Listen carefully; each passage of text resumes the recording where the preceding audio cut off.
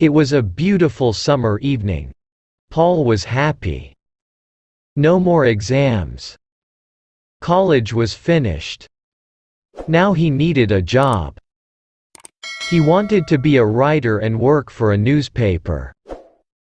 But first he needed a rest. It was hot in the house. There was no wind. "I'll go for a walk," said Paul to himself. "I'll go down to the river." Paul lived in a small town and he was soon outside in the country. He walked near the river and watched the water birds. Suddenly he saw the girl. She was standing alone, looking into the water.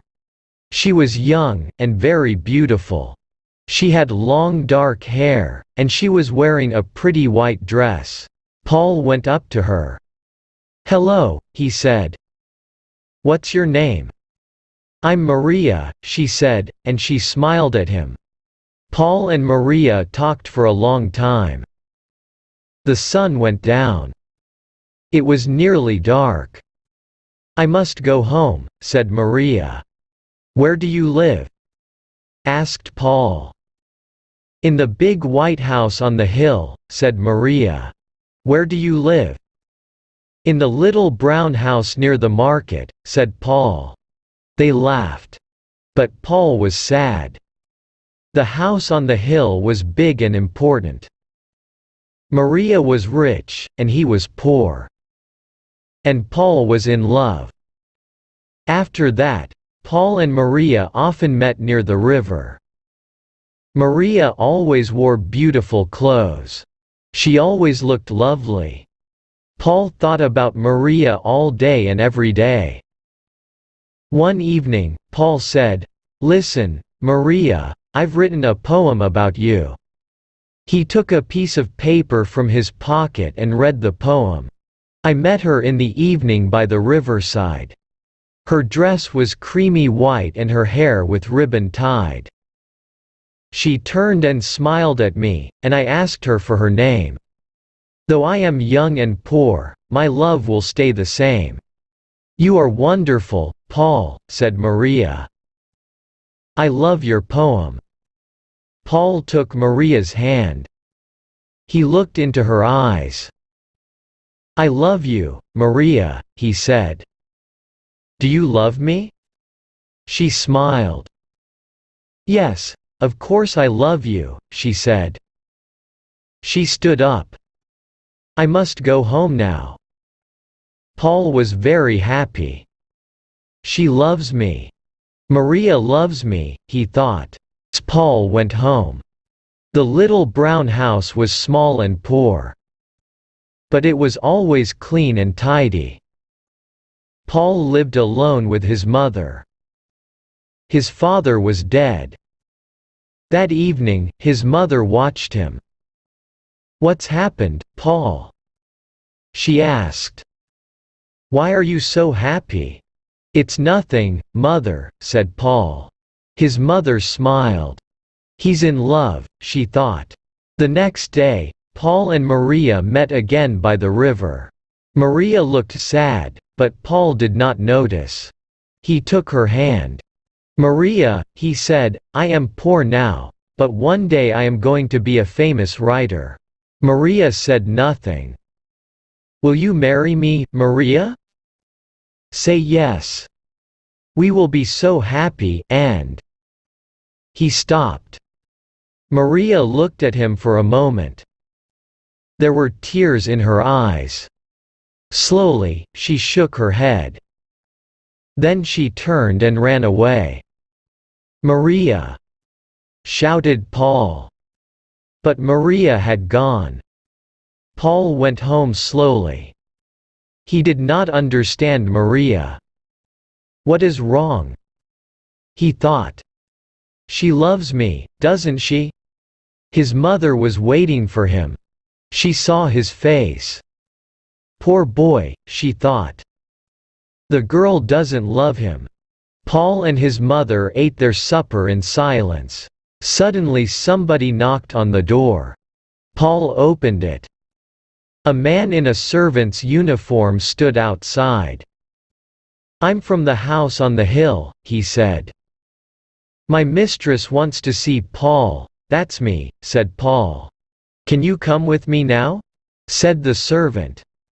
"Yes," said Paul. He was excited. Perhaps Maria has changed her mind, he thought. Perhaps she does want to marry me. Paul's mother stood at the door of the house. She watched Paul and the servant. "The house on the hill," she said to herself. "I know those people. A rich old woman, and her beautiful daughter. My poor son." It was not far to the house on the hill. The servant took Paul up the wide steps and into the house. Paul was excited and his heart was beating fast. Everything was rich and grand. There were beautiful carpets, pictures and mirrors. Paul saw himself in a mirror. He looked terrible. This place was so rich, and he looked so poor. The servant opened a door. Paul went inside. An old lady was sitting in a big chair. Maria stood behind her. The old woman was ugly. Her eyes were small and cold, and her mouth was thin and hard. Her old hands were covered with big rings. She looked proud and angry. Paul looked at the old woman, then at Maria. "What an ugly old woman," he thought. "Is she Maria's mother? So you want to marry my daughter?" The old woman said. Her voice was hard. Paul looked at her bravely. "Yes," he said. "I love Maria and I want to marry her." The old woman laughed. "You? A poor student. No money, no father, nothing. My daughter will never marry you." Paul said nothing. He looked at Maria. She did not look at him. "I am poor now," he said. "But one day I'll be a famous writer." The old woman laughed again. "No," she said. "My daughter is not for you. She is going to be married soon. You will never see her again." The old woman got up and left the room. Maria and Paul were alone. Paul looked at Maria, but she did not look at him. She stood still and did not say anything. Paul went up to her and put his arm round her. Maria moved away from him. "I'm sorry, Paul," said Maria. "My mother is right. I can't marry you. I don't want to be poor. I want money, and clothes, and a big car." "But you love me, Maria," said Paul. "And I love you." He did not understand her. He was angry. "Yes, I love you, Paul," said Maria. "But love isn't enough." She looked at him. Her face was sad. "I'm getting married in 2 weeks," she said. "Goodbye, Paul, I'm sorry." Paul left the big house, and ran down the hill to the river. He sat there for a long time. "Maria loves me. I know she loves me," he thought, "but she is marrying another man. She is marrying him for money. It's her mother. Maria is afraid of that ugly old woman. Oh Maria, Maria, what shall I do?" After a long time, Paul went home. There was a light in the window of the little house. The door was open. His mother was waiting for him. She looked at his face, then she put her arms round him. "They are bad people, my son," she said. "You must forget her." For many days, Paul did not see any of his friends. His mother was worried about him. He did not talk to her. He did not eat or sleep. He often went to the river and sat there alone. All the time he thought about Maria. One day he saw a headline in the newspaper, "Rich Man's Beautiful Bride." There was a picture of Maria and her husband. She was wearing a long white dress and a diamond necklace. Her husband was old and fat. Paul turned the newspaper over angrily. There was a large notice on the back page of the newspaper.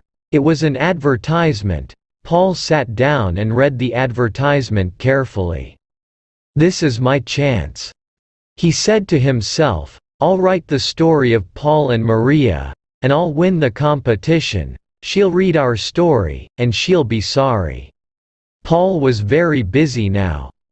Every day he got up early and worked at his story. His mother watched him. She was pleased. He was eating his food again. He was talking and smiling. Sometimes Paul felt pleased with his story. It was a good story. But sometimes it was difficult to write. He was unhappy and he wanted to stop writing, but he did not stop. At last, the story was finished.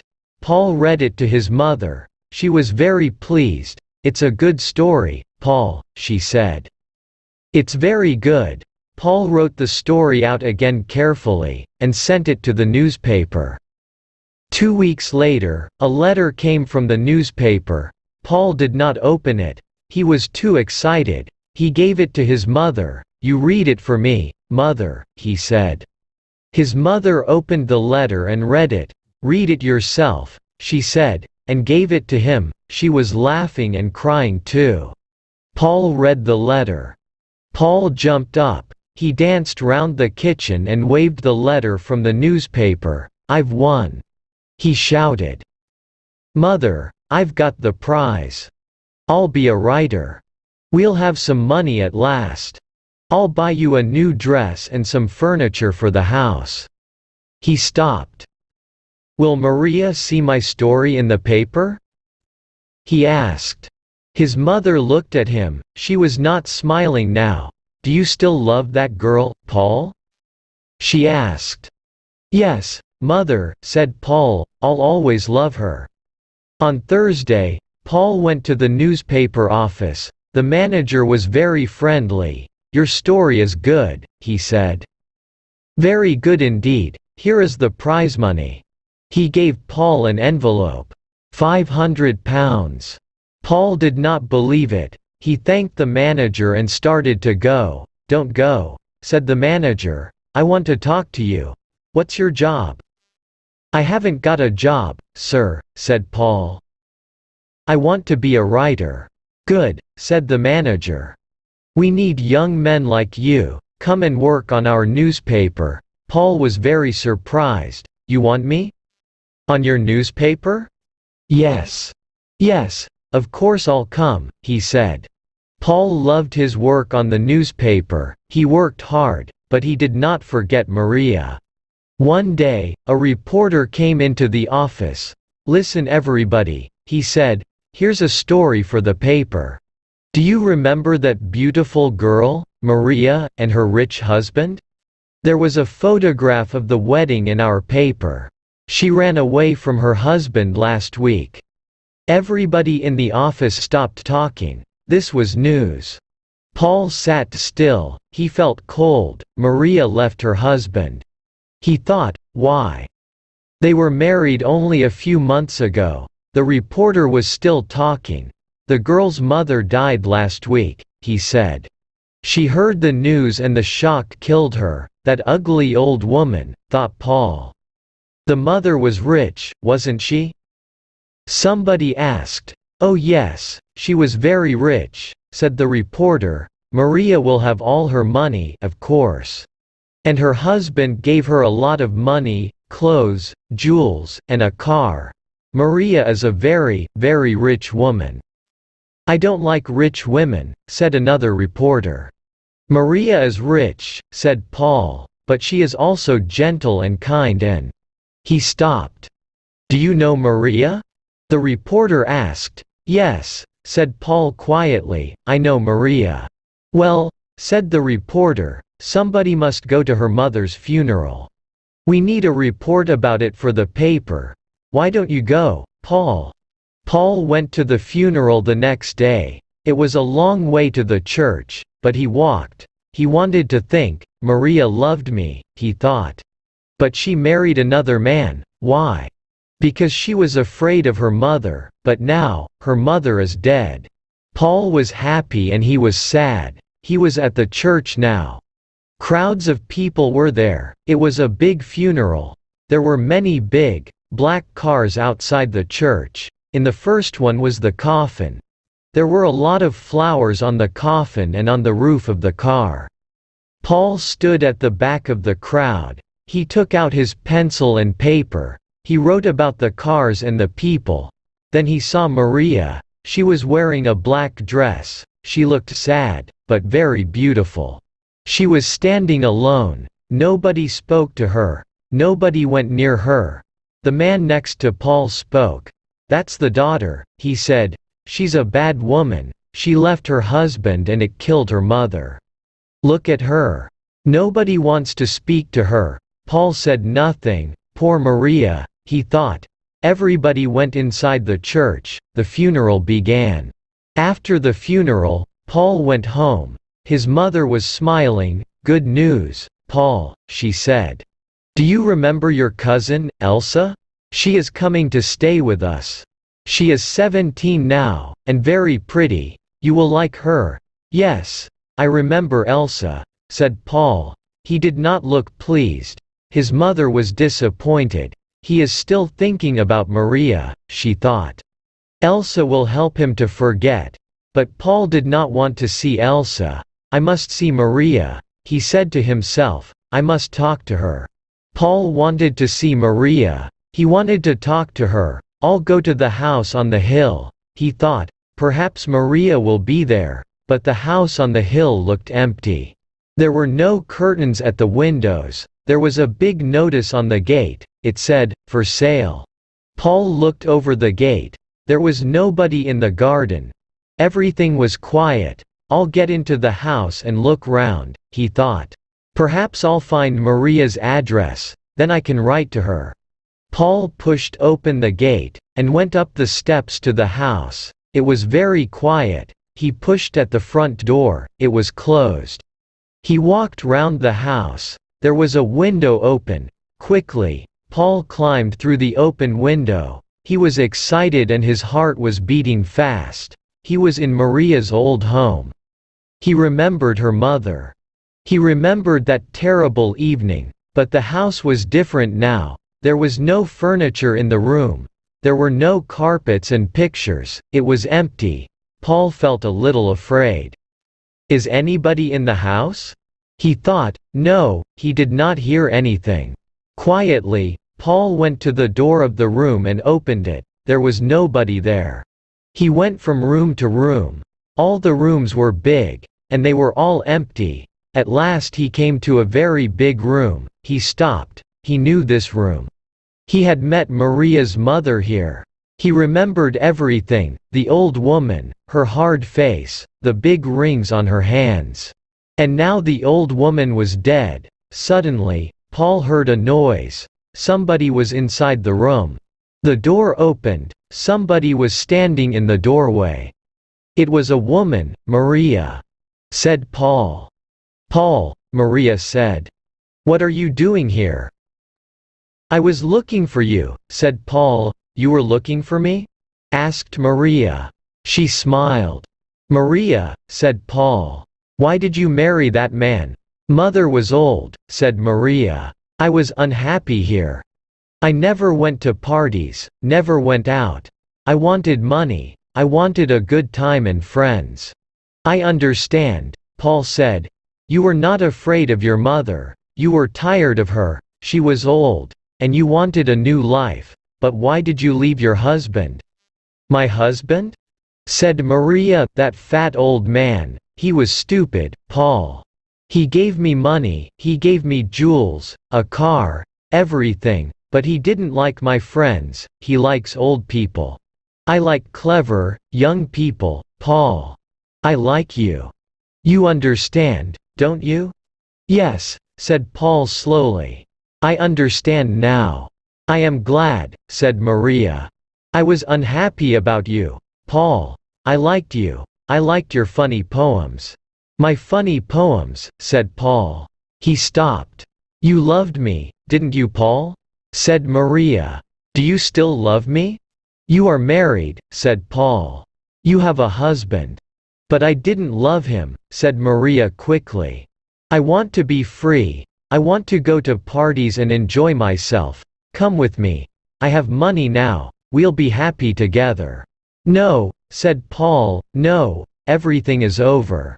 Maria was angry, her eyes were small and cold, and her mouth was thin and hard. Her hands were covered with big rings. Maria looked like her mother. "I'm sorry, Maria," he said. "I don't love you anymore. I loved you very much. But now everything is different. Goodbye, Maria." "But you can't leave me," said Maria. "I want you." "Go back to your husband," said Paul. He looked to her the last time. Then he turned and walked to another room. Paul left the house on the hill, and walked turn. He was free. "I was a fool," he thought. "Maria never loved me. How stupid I was. Maria is beautiful, but she is hard and cold. She is like her mother. I loved Maria's beauty, but I never loved Maria." It was the lovely evening. Paul felt very happy. The door of Brown House was open. His mother was at home. She was talking to a pretty girl. "Paul," she said. "This is your cousin Elsa." "Hello, Elsa," said Paul. He smiled.